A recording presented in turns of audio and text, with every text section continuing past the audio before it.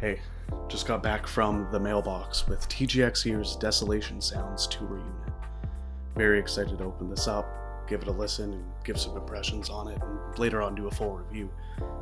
So, I'm going to take it downstairs right now, record the unboxing, give it a quick listen, and I will be back to record my initial thoughts on it after a few songs. Cheers.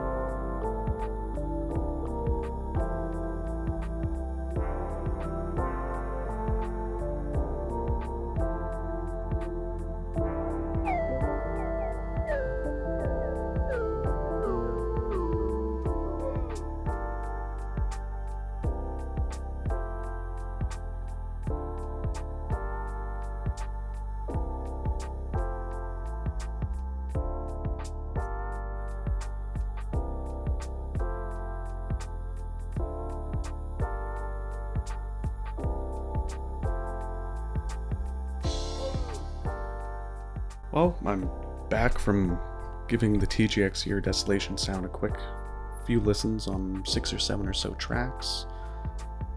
I'm very impressed by them. There is a huge soundstage that they have, and insane instrument separation. I'm hearing layers to songs that I've never heard before. I'm hearing instruments that are being played that have been there this whole time that I haven't heard on other pieces of gear.